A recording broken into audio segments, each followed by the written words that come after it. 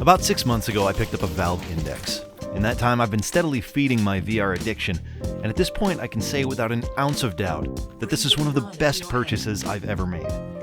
It's been so much more than just a way to play games. It's been a way to experience things I wouldn't be able to in everyday life. Adventures in fantastic lands. Yeah, I'll hit one of these. I got him. Flying through space. Try to have some foresight before getting yourself into these situations. Brutally annihilating wave after wave of humanoid zombie-like computer-generated beings. Honestly, it's a little concerning how unhinged Boneworks makes me look, but at least I get to experience what it might feel like to be surrounded in a zombie apocalypse, I guess.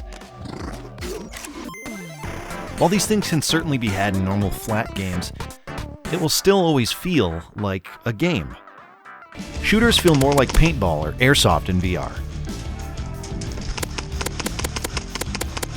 Fantasy games feel more like LARPing. Die, foul creature.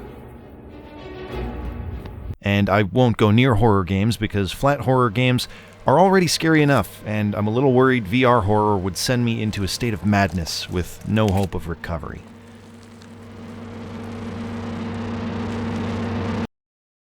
The one thing that really surprised me, though, was how much fun I had in VR chat. I honestly thought that social games would be some of my least favorite experiences because in real life, I am not a social butterfly.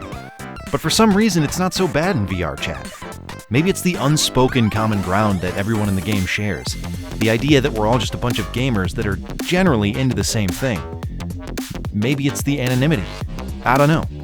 But seeing people enjoy themselves in the company of others in the virtual world is truly heartwarming. Is VR the future of gaming? Definitely. Will it replace flat games completely? Probably. But it'll be a while before that happens, and for now, I'll enjoy the best of both worlds. Especially now that we seem to be done with one of the worst game droughts I can remember. With new Destiny content coming up, Halo Infinite being hot right now, Killing spree.